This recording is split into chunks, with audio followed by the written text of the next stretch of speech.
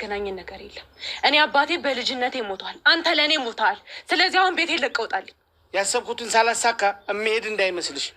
ልጄን ቲናዬን ይዣት ነው የሚሄደው። አሁኑኑ ለቀውጣል። አለበለዚያ እነዚህ የምታያቸውን ስኒዎች አንተ አናት ላይ ነው እሺ የምጨርሳቸው።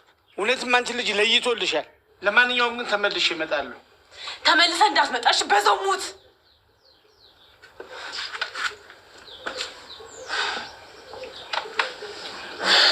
በቃ ብሌን ተረጋጊ። ቀስ ብለን መፍትሄ ብንፈልግ ነው የሚሻለው። አታዩም እንዴ የአባትነት ወግ እንኳን እኮ የለውም። እኔ አባት አገኘው ብላ ትደስታ ሳትጨርስ መሞቱን ስሰማ እኮ በጣም ነው የምትጎዳው። እሱማ መጎዳቷ የማይቀር ነው፣ ግን ግዴታ እውነታውን ማወቅ አለባት። አለበለዚያ ግን ለአንቺም ጥሩ አይሆንም። በቃ እሷ አንዴ ቆርጦለት መቀመጥ አለባት። ያን ያህል ቀላል እንዳልሆነ ይገባኛል። ትልቅ ፈተና ቢመጣም መንገራችን ግዴታ ነው። እሱ ነው ትክክል የሚመስለኝ። እሺ ግን መብላት እንችላለን። እኔ ደግሞ ውጭ መብላት ነው ያማረኝ። ኔትና ይንት አንቺ ደግሞ ቶሎ ነይ። እሺ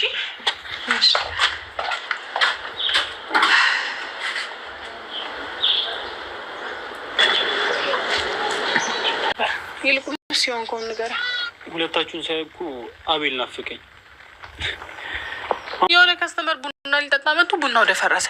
ከዛ ችግሩ ከጀበናው ስለመሰለኝ ችግሩን ላጤ ነው አይደል? ቆይ ብሌን የለችም እንዴ? ትምህርት ቤት ልታደርስ ሄዳለች። አይ በዚህ አይነትማ በቃ ልታከስሪያት ነዋ። ምን ማለት ነው አልገባኝም።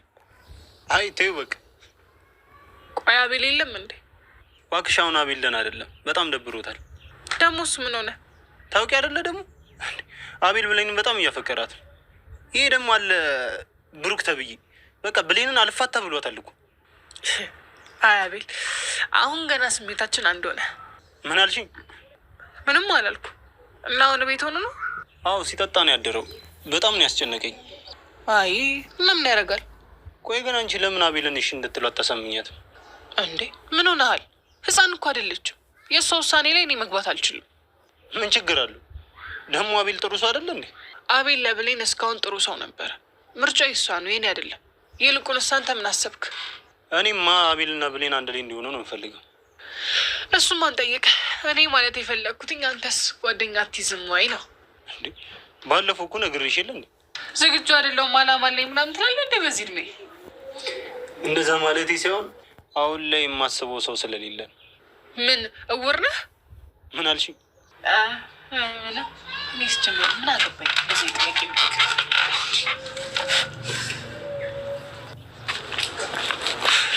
እንዴት ነህ? በጣም ይቅርታ ከስራ ላይ ያስነሳው። ኧረ ምንም ችግር የለም። ግን ጆን ምንድነው አላማህን? ተፋፍቀር አትፈልግም እንዴ ብላው ነበረ። ፍቅሯን ግን እንደዚህ ቶሎ ይቀበለኛል ብላ አላሰበችም ነበረ። ብሩክና አቤል ጋር መራቅ ስላለበት መራቁንም ደግሞ እጅግ አድርጎ መወሰኑ ደስ ብሏታል። ብሌን አሁን ላይ ያለችበት ሁኔታ በጣም አሳሳቢ ቢሆንም ግን የአቤልን ፍቅር መቀበሏ በጣም ደስ የሚል ነገር ነው። አሁን ላይ ጆንና አቤል እዚህ ላይ ምን እየተፈጠረ እንዲሁ ለማወቅ በጣም ጓጉተው ይገኛሉ ማለት ነው። አቤል ምን ሆነህ ነው? አቤልስ ለምንድን ነው እንደዚህ እየሆንክ ያለኸው? ይለዋል ብሩክ። ብሩክ ግን የእሱ እንደሆነ ጥፋቱን አላወቅም። በሱ የተነሳ መጠጥ ውስጥ እንደገባ አላወቅም። አንዳንዴ ለሰው ብለን የምናደርጋቸው ነገራቶች ዋጋ እንደሚያስከፍሉን አናቅም ማለት ነው።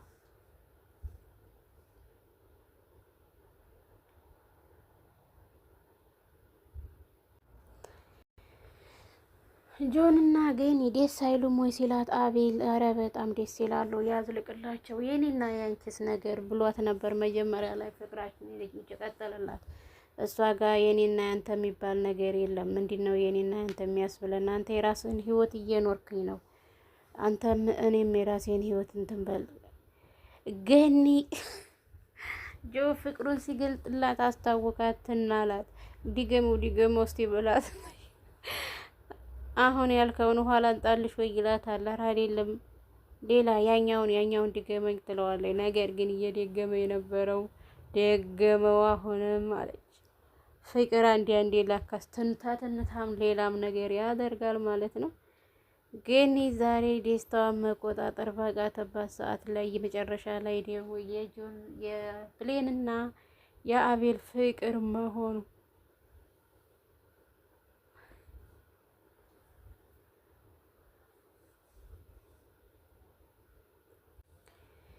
ጆና ገኒ እያቀናበሩት ነገር ብሌንን እንደሚያጣላት ነገባቸው። እንደገና እንደ አዲስ ማቀን ጀመሩ። እንዴት ነው እንደዚህ ሆኖ አሁን ላይ የምናደርገው እያሉ ማለት ነው።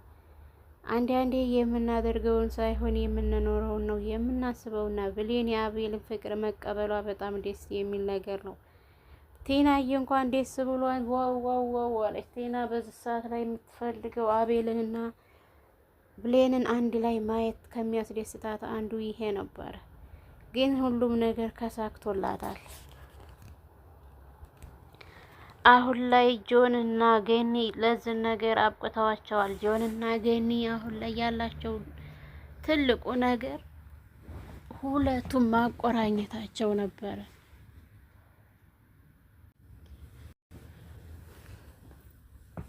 አቤል ካሁን በኋላ የእሷ ፍቅር ወጥቶልኛል፣ እስከ መቼ ድረስ እሷን እየጠበቁ እስከ መቼ ድረስስ እንደዚህ እየሆንኩ እኖራለሁ እያለ ለጆ ይነግረዋል።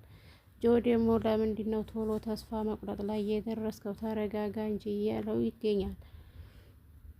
ነገር ግን የምረጋጋበት ነገር ሲኖረኝ እኮ ነው የምረጋጋው። ለምን ተረጋጋ ትለኛለህ? እሷን በመጠበቅ ተስፋ እኮ አጣሁ፣ ተስፋዬም ለመለመ ይላል። ቴናዬና ብሌን ለምንድን ነው አባቴ የማይመጣው ትላታለች። ቴናዬ አባትሽ ስራ ነው አሁን የሚመጣበት ታይም ላይ አይደለም፣ ለዛም ነው የማይመጣው እንጂ ይመጣልሻል ትላታለች። ነገር ግን እየመጣላት ነበረ። ቆይ አንቺ አይመጣም ብለሽኝ አልነበረም ወይ ብላ በደስታ እንትን ትላለች። ምን አልሽኝ እህቴ ትላለች። አይዞህ ነው ብሌንዬ ምናምን ትላታለች። በዛን አጋጣሚ አቤል ሲመጣ ይሄው መጣ አይደለ እንዴ አይመጣም ብለሽኝ ነበረ እኮ ይሄው መጣ አይደለ አሁን ትለና እንግዲህ ታፋጥጣታለች ማለት ነው። ቴናና አቤል በጣም ደስተኛ ናቸው። ቴናማ አባቷን ስታገኝ በጣም ደስ እያላት ነው የምትሄደው ማለት ነው። አቤልና ብሌን አብረው የመሆናቸውን እድል ዋነኛው እንትንም የተጠቀሙት ገኒና ጆ ናቸው። ገኒ የለችም እንዴ ብሎ ጆን ሲጠይቃት አለች ወደ ውጭ ወጥታ ነው ትላለች። ቴናዬ ሰባት አስቸግሪ ትላለች ብሌን አቤልን ታፈቅረው ነበር፣ ግን ከአንደበቷ አውጥታ ምንም መናገር ስለማትፈልግ ነው።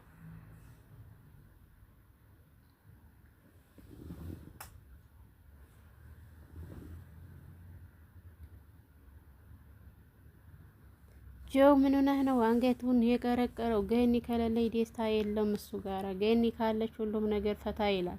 ገኒ ስለ አቤል እንግዲህ ለብሌን ትነግራታለች። ብሌን ፊቷን ባላስነቃሽ መልኩ እንዴ አንቺ አታውቂም እንዴ ብላ ፎት እንትን ትላታለች። ነገር ግን ገኒ ይሄንን ሴራ የሴረችው እሷ እውነትም ታፈቅረዋለች ወይስ አታፈቅረውም ብላ ራሷን ለመፈተሽ ነበረ። ብሌን ግን በጣም ነበር የምትወደው፣ በጣም ነበር የምታፈቅረው። አሁን ላይ ግን ለምን እንደዚህ እንዲሆነ አላወቀችም።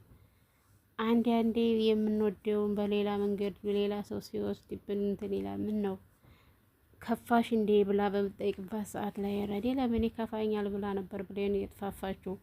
ዲብና አርጋ ነበር የከፋት። ለምን አቤል ለሷ ብላ ሞተ ስትባል እንኳን እንዴት እንዲሆነች እንዴትስ እንዴት ተንሰቀሰቀይ።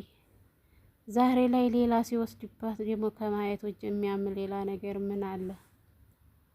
ገኒ ስራዋን ሰራች።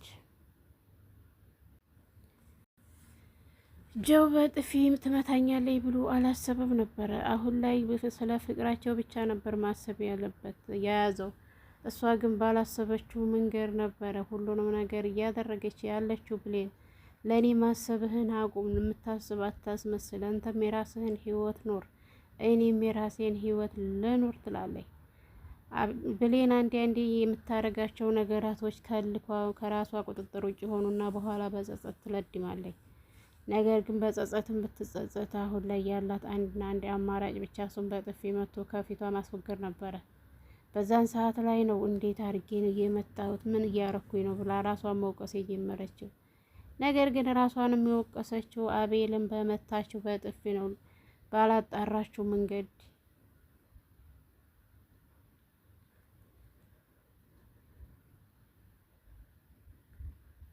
ጆ ምን ሆነህ ነው ብሎ አቤል ቢጠይቀው ምንም አልሆንኩም፣ ከአሁን በኋላ የብሌን ፍቅር ይበቃኛል፣ ከዚህ በላይ መሰቃየት አልፈልግም ይላል። ውድና የተከበራችሁ የቻናል የቤተሰቦች ሰላማችሁ ብዙ ተረፍረፍ ይበልልን። ላይክ፣ ሼር፣ ሰብስክራይብ እያደረጉ ቤተሰብ ይሁኑ።